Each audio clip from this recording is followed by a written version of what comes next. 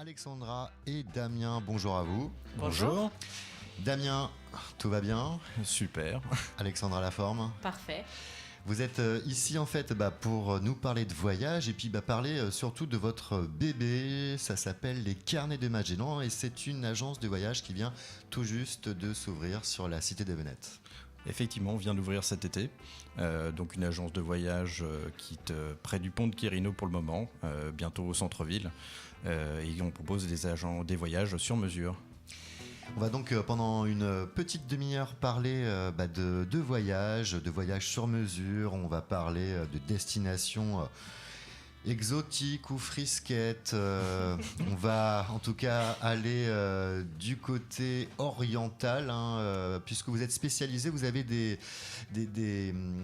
destinations que vous maîtrisez, que vous connaissez parfaitement. Vous êtes spécialiste de certaines destinations. Oui, voilà, en fait, on est chacun spécialiste d'une région du monde et on propose des itinéraires exclusivement sur les destinations que l'on connaît. On les connaît parce qu'on y a voyagé, parce qu'on y a vécu. Damien a habité en Inde, moi j'ai vécu en Russie.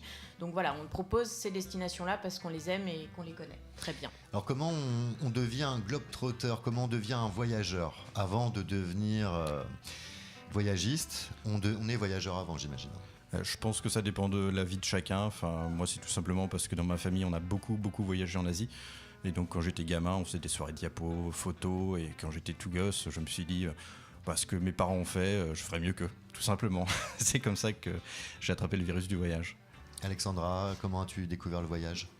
Moi, plutôt par l'intermédiaire de la Russie à la base. J'ai commencé le russe un petit peu par hasard à l'école. Et puis, au fur et à mesure, j'ai voyagé dans ce pays-là de plus en plus longtemps. Et puis, par extension, j'ai voyagé dans les pays limitrophes jusqu'à l'Iran même. Comment vous avez décidé de vous associer tous les deux et de créer donc cette agence, les Carnets de Magellan ? Sans doute parce qu'on était un peu fous déjà, s'associer, c'était quand même pas gagné. Tout simplement parce qu'on a travaillé tous les deux pour un tour opérateur à Paris.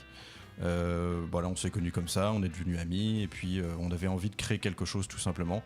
Et puis un jour j'étais en week-end ici à Vannes, je me suis dit mais tiens, il n'y a pas d'agence de voyage sur mesure ici. J'ai contacté Alexandra, je lui ai dit tiens, est-ce que ça te dirait qu'on fasse quelque chose comme ça ? Et puis on est parti tout simplement sur cette idée. Et c'est aussi parce qu'on travaille tous les deux de la même manière, nos destinations sont complémentaires, donc c'était dommage de ne pas faire quelque chose avec ça. Alors une question bateau, j'ai envie de dire, pourquoi les Carnets de Magellan et qui était Magellan ? Petite leçon d'histoire pour nos auditrices et auditeurs. Vas-y, je t'en prie, non, alors les Carnets de Magellan... C'est toi l'historien. C'est ça. C'est vrai que c'est toujours un petit peu compliqué de trouver le nom parfait. Les Carnets de Magellan, parce qu'on avait un moment pensé à des carnets de bord, carnets de route, carnets de voyage. On voulait un peu travailler là-dessus. Et puis Alexandra voulait Mordicus, un explorateur, pour faire un petit peu plus voyage. J'avoue. Il y avait Vasco de Gama, il y avait tout un tas d'explorateurs auxquels on pensait. Et puis Magellan, en fait, tout simplement parce que c'est le premier explorateur à avoir fait le tour du monde, enfin en tout cas son expédition, parce que le pauvre Magellan est resté aux Philippines en cours de route, mais son expédition effectivement est celle qui a fait la première circumnavigation, donc le premier tour du monde au début du XVIe siècle. Donc c'était un peu pour nous aussi un clin d'œil, déjà au côté un petit peu universel de nos voyages, parce que l'objectif c'est quand même aussi de proposer des voyages à terme sur toutes les régions du globe. Et puis aussi c'est quand même un personnage relativement connu du public, donc c'est pour ça qu'on avait voulu nommer cette agence les Carnets de Magellan. C'est tellement bien résumé. Que ça ne sert à rien d'en rajouter. Absolument pas. Alors on va rentrer dans le détail de vos voyages sur mesure, mais avant j'aimerais vous poser cette question. Est-ce que c'est simple d'ouvrir en 2017 une agence de voyage quand en face il y a cette fameuse concurrence Internet ? Alors ça se prépare, ça s'invente pas. C'est vrai que c'est quelque chose qu'il faut bien penser. Après, c'est pas difficile si on a de l'expérience, si on est bien entouré. Après, nous, on a eu la chance d'avoir l'accompagnement quand même à Vannes de la pépinière d'entreprise, de toute cette équipe-là qui nous a aidés à nous ancrer dans le territoire, nous donner les bonnes adresses. Donc ça nous a énormément aidés. Et puis c'est vrai que tous les deux, à deux, ce que pense pas l'un, l'autre le pense. Donc finalement, ça s'est fait assez facilement, on va dire. Et j'aurais tendance à dire en fait que le problème, c'est vrai qu'il y a un certain nombre d'agences de voyage qui ont des difficultés parce qu'ils restent un petit peu sur des thématiques généralistes. Nous, on a vraiment une plus-value très importante puisqu'on connaît par cœur les destinations qu'on propose. parce qu'on travaille toujours en direct, hein, donc on a cet avantage. Et par rapport même aux agences de voyage en ligne, hein, qu'on peut avoir, on se rend compte en regardant un peu leur site internet qu'ils sont basés dans les beaux quartiers parisiens, donc 80% des cas. Donc ils ont des frais très importants et finalement on a un rapport qualité-prix qui est meilleur en étant basé à Vannes que ces agents de voyage en ligne. Après, il y a forcément aussi des gens qui aiment bien gérer eux-mêmes leur propre voyage. Alors c'est vrai que pour un week-end à Londres ou une semaine en Toscane, c'est relativement simple. Hein, quand vous voulez faire un combiné, Rajasthan, Maldives, partir dans le fin fond de la Sibérie en transsibérien ou remonter la transindochinoise, là, effectivement, on apporte quelque chose de supérieur. Donc en fait, cette agence de voyage Carnet de Magellan qui est basée à Vannes propose des beaux périples et des voyages en Asie centrale, en Moyen-Orient, en Europe, également en Extrême-Orient. Et puis, vous allez découvrir cette destination en écoutant ce petit passage musical. Расцветали яблони и груши, поплыли туманы над рекой. Выходила на берег Катюша, на высокий берег, на крутой. Alors c'est dommage que nous ne fassions pas de télévision, car là vous auriez vu dans le studio de Large Alexandra debout, la main sur le cœur, en train de chanter. C'est quoi, c'est l'hymne russe ça? Non, pas du tout. Non, pas hein. du tout. Vietnamien, bien sûr. Non, c'est une chanson patriotique russe, mais les Russes l'aiment beaucoup et l'utilisent encore aujourd'hui régulièrement dans beaucoup de télécrochets. C'est le Kazachok ça, non? Non, Katyusha. Katyusha, ok. Donc toi Alexandra, tu le disais en introduction, tu es une spécialiste des pays de l'Est et notamment de la Russie. Oui.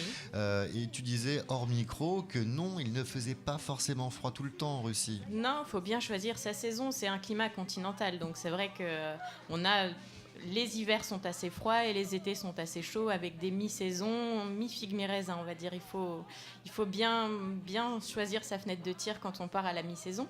Mais après, voyager en hiver, ça a aussi ses avantages. Hein. Vous avez des villes où il n'y a que des Russes, la Russie aux Russes, moins de touristes. Vous avez les musées pour vous avez les hôtels à prix cassé, les vols sont pas très chers, donc on profite vraiment de la destination à 100%, tandis qu'en été, il y a du monde, donc forcément, on met plus de temps pour faire les choses, il y a de la queue dans les musées, de la queue dans les restaurants, donc c'est un peu différent. Mais il fait beau, c'est vrai, on profite des extérieurs.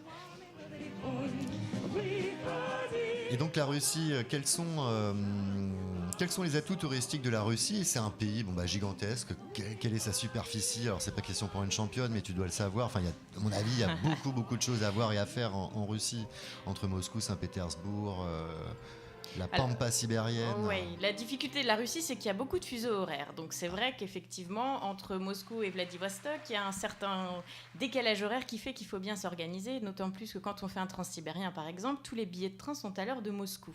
Donc il faut le savoir. C'est sûr que quand on est à Kazan et qu'on a un train qui part à 15h, il faut savoir que c'est l'heure de Moscou. Donc il faut faire son calcul. Après, l'avantage de la Russie, c'est qu'on peut partir plein de fois, on peut voir plein de choses différentes, il y en a pour tous les goûts. On a tendance à réduire un peu Moscou et Saint-Pétersbourg parce que c'est ce qu'on connaît le mieux, mais les petites villes russes sont très jolies, les villes de l'anneau d'or autour de Moscou, vous avez une campagne avec des petits clochers, avec des gens qui sont très accueillants et c'est très rural. Moi j'aime beaucoup, et puis après quand on part plus loin ou qu'on va jusqu'au lac Baïkal, le lac Baïkal c'est la plus grande ressource d'eau douce du monde, c'est un paysage magnifique, l'eau est claire, on se baigne, on peut se baigner, hein.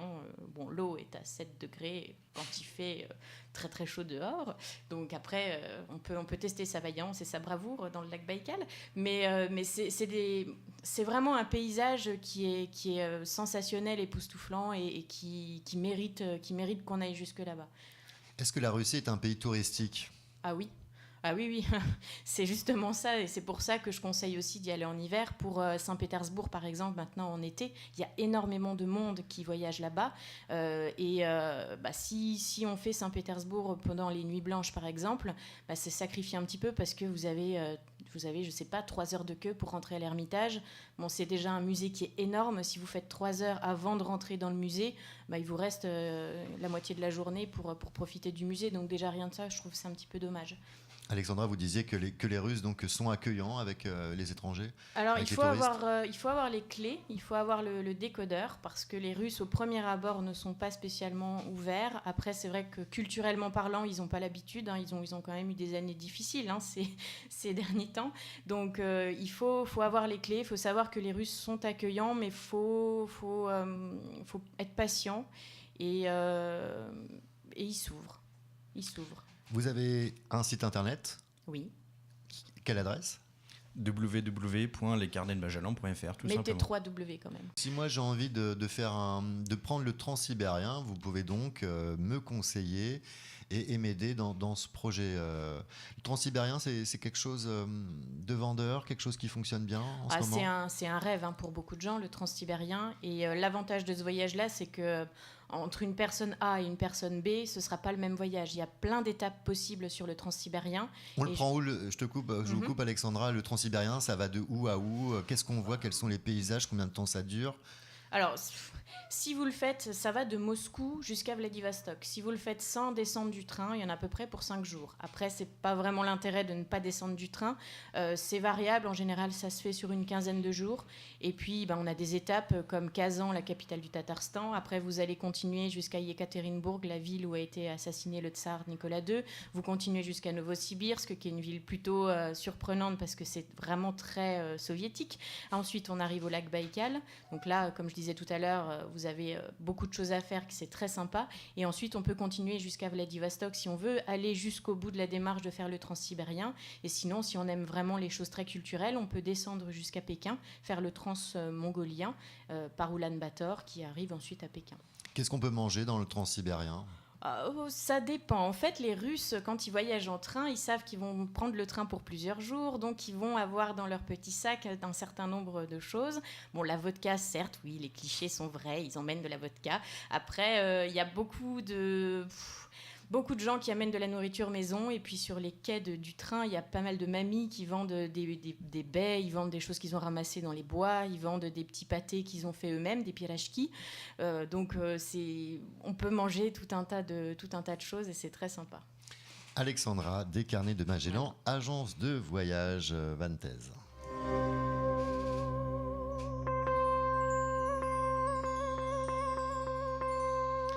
Alors là, on change d'ambiance, on va quitter les paysages blancs de la Sibérie pour aller légèrement, même beaucoup, dans le sud-est asiatique. Damien est donc dans les studios de l'Arche du Carnet Magellan, des Carnets Magellan, puisque toi, Damien, tu es spécialisé dans les pays asiatiques et notamment ce qu'on appelait l'Indochine. Tout à fait. Je pense que comme bon nombre de Bretons, au final, on a toujours été très attirés par l'Asie du Sud-Est, par ses paysages de rizières, ses montagnes, et puis une certaine nonchalance peut-être. Est-ce qu'il y a donc l'Indochine, on peut peut-être le préciser, c'est en fait, donc c'était ancien protectorat français, 3 pays. Alors en partie ancienne colonie pour la partie vietnamienne, et puis ancien protectorat pour le Laos et le Cambodge, tout simplement. Laos, Cambodge, Vietnam, c'est donc celle Indochine. Est-ce que ces 3 pays-là sont vraiment différents? Ou est-ce qu'il y a une homogénéité entre ces 3 pays? Alors forcément, on retrouve une certaine homogénéité dans certains traits culturels, certaines cuisines. Après, il y a quand même de sacrées différences quand on voyage au Vietnam, au Cambodge et au Laos. On le voit très bien, les Vietnamiens sont quand même des gens extrêmement dynamiques, très très très nombreux. Je crois que c'est 80-90 millions d'habitants à peu près. Quant au Laos, c'est quelques millions d'habitants, des paysages beaucoup plus isolés, des villages, et puis une modernité qui n'a pas encore trop touché cette région de l'ex-Indochine française. Donc oui, on pourrait dire un Vietnam extrêmement dynamique, industrieux, et puis un Laos plus nonchalant. Quels sont les circuits? Si on va vous voir, on dit j'aimerais aller au Vietnam, au Laos ou au Cambodge.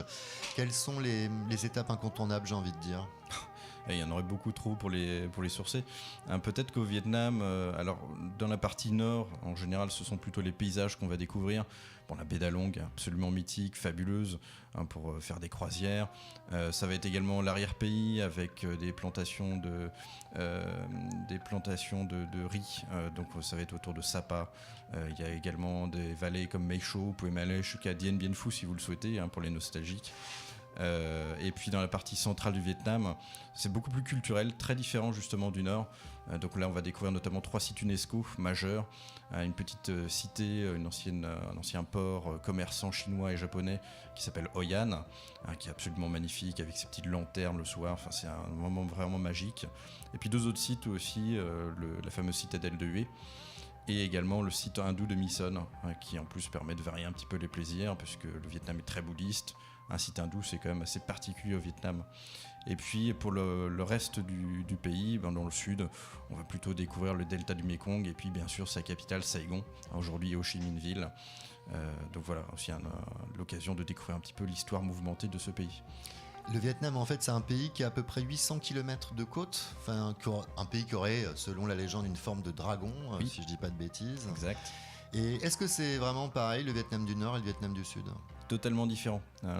Déjà, les gens du Nord et du Sud, je dirais pas qu'ils ne s'apprécient pas, mais il y a une sorte de rivalité donc qui est assez marquée, puisque le Nord a toujours vécu sous régime communiste, tandis que le Sud, allié des Américains, a toujours vécu un certain libéralisme capitaliste. Donc voilà, il y a une certaine rivalité, même en termes de paysage. Le Nord est très très montagneux, le Sud est beaucoup plus plat, on est dans le delta du Mekong.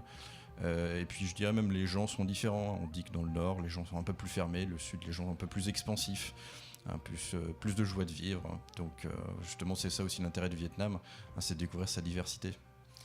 Alors autant le Vietnam, c'est un pays ouvert sur le monde et sur, si je dis pas de bêtises, la mer de Chine.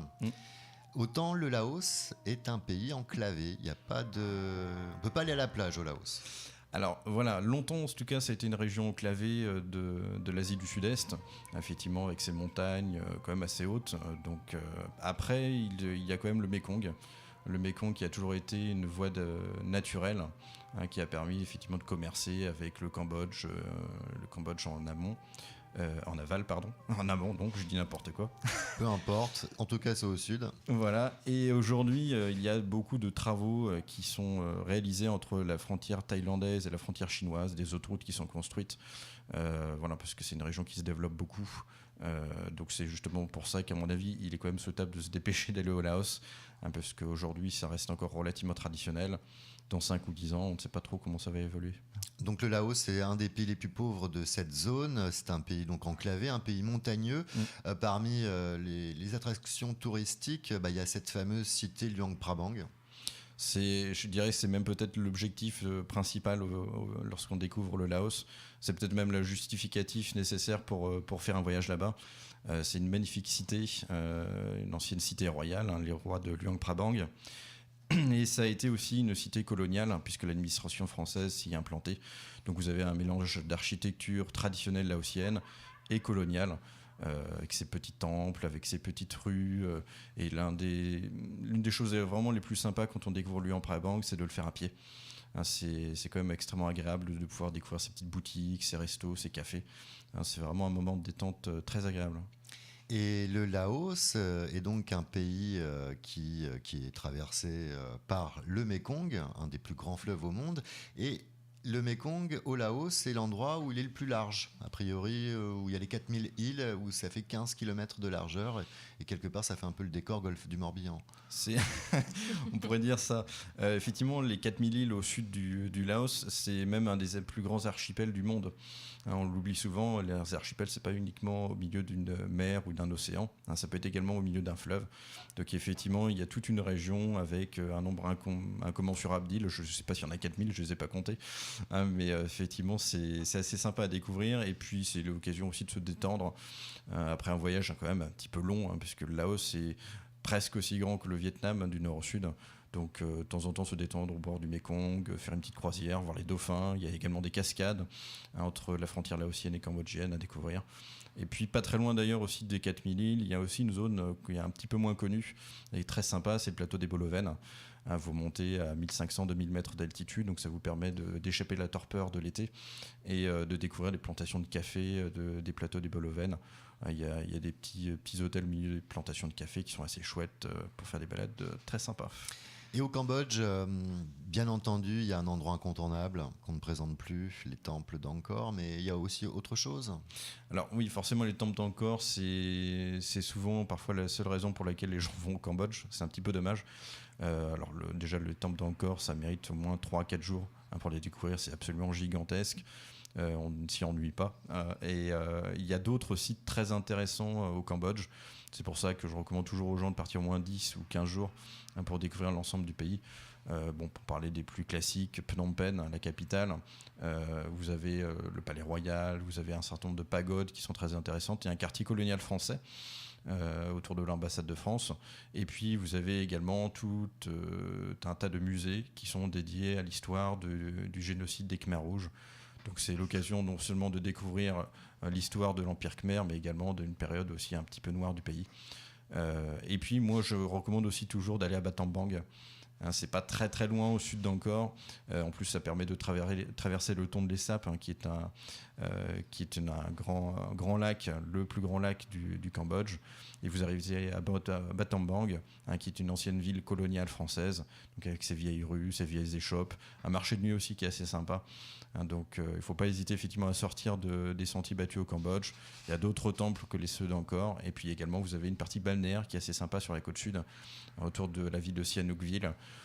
Donc ça permet aussi de mettre les pieds dans l'eau à la fin de votre voyage.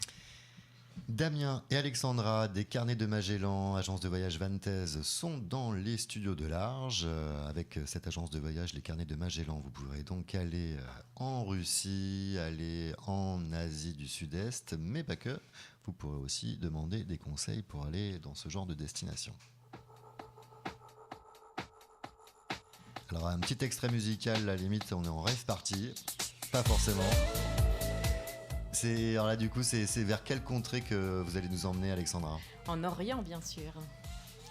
Parce que vous proposez des circuits, en tout cas, des séjours clés en main en Iran et en Jordanie. Oui, exactement. En fait, on propose des destinations qui s'ouvrent pour l'Iran. Bon, même si on pouvait voyager en Iran ces dernières années, mais bon, depuis 2-3 ans, de plus en plus de personnes souhaitent aller en Iran. Et puis, il ne faut pas oublier que la Jordanie, malgré ses voisins quelque peu tourmentés, reste une destination culturelle dans laquelle on peut voyager sereinement et qui serait dommage de s'en priver parce qu'il y a des sites qui sont absolument magnifiques à découvrir. Et pas que Petra. Si exactement. La Jordanie, c'est un tout petit pays et qui a des paysages qui sont absolument somptueux et très diversifiés parce que vous allez au nord, c'est un petit peu le grenier de la Jordanie, le nord, vous avez des plantations, vous avez un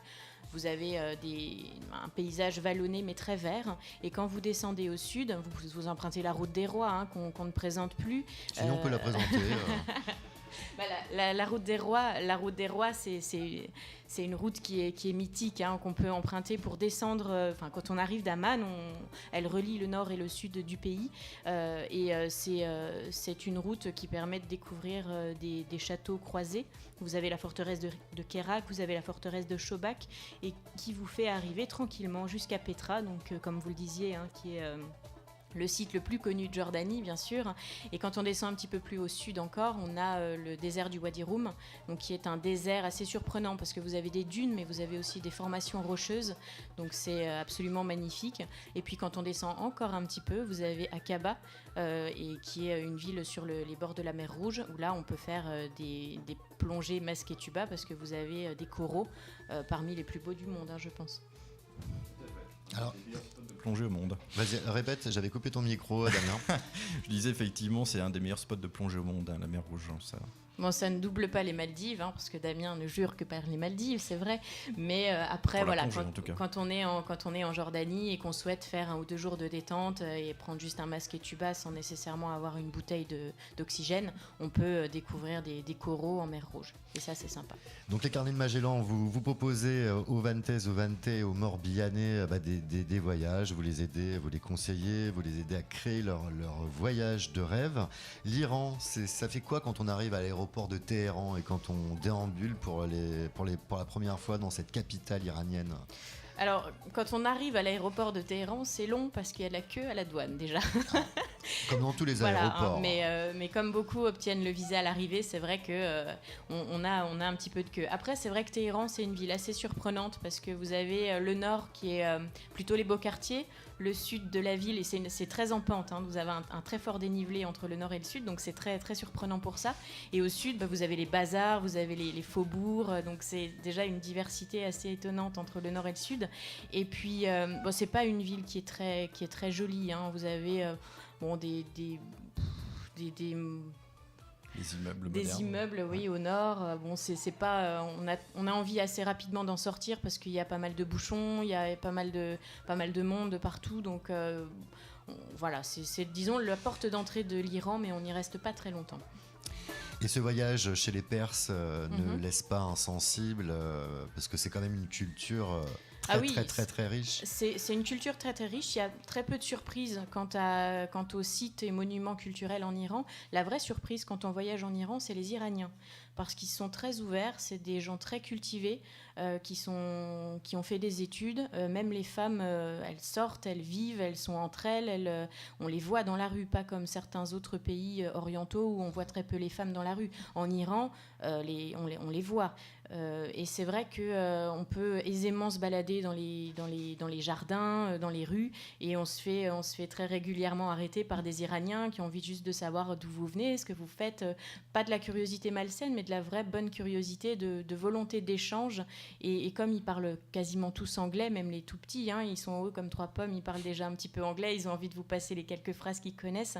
Donc on a un vrai échange avec ce peuple-là, et ça, c'est le côté un peu inattendu d'un voyage en Iran, et qui fait toute la force de la mémoire qu'on en garde. On a parlé donc de l'Iran, de la Jordanie, de la Russie, du Laos, du Cambodge, du Vietnam, et puis les carnets de Magellan proposent également des voyages et des prestations sur le sous-continent indien, quelque peu élargi, puisque ça va également jusqu'aux Maldives et au Sri Lanka. Donc toi, Damien, les Maldives, c'est un coup de cœur. Alors en fait, à la base, je n'aime pas du tout les séjours plage. C'est pas trop mon truc. Au bout d'1 heure ou 2, j'ai tendance un peu à m'ennuyer. Quand je suis arrivé aux Maldives, ça a été effectivement un coup de cœur parce que les paysages d'atoll, les lagons, les barrières de corail, c'est absolument magnifique. J'avais jamais fait le plongée avant d'arriver aux Maldives, et c'est quand j'ai fait mon baptême de plongée que je suis tombé amoureux des Maldives. Hein, c'est des paysages qui sont extraordinaires. On a l'impression d'être dans un autre monde, tout simplement. Un petit mot sur l'Inde, un incontournable du voyage, découvrir entre autres le Rajasthan, mais... À découvrir et à redécouvrir, hein, puisque l'Inde aussi ne se résume pas au Rajasthan. Alors c'est effectivement en général ce que les gens font pour un premier voyage, puisque vous avez tous les palais de Maharaja, hein, les forts du Rajasthan et le fameux Taj Mahal, bien entendu, hein, qui n'est pas au Rajasthan mais aux portes du Rajasthan. Donc souvent pour un premier voyage, les gens partent dans cette direction. Après, l'Inde, c'est un pays qui fait 5 fois la taille de la France, donc vous avez énormément de régions très très différentes à découvrir. Vous allez dans le sud, ça va être ambiance palmiers, cocotiers, plantation d'EVA ou de café, et puis vous allez monter dans l'extrême nord, dans la barrière himalayenne.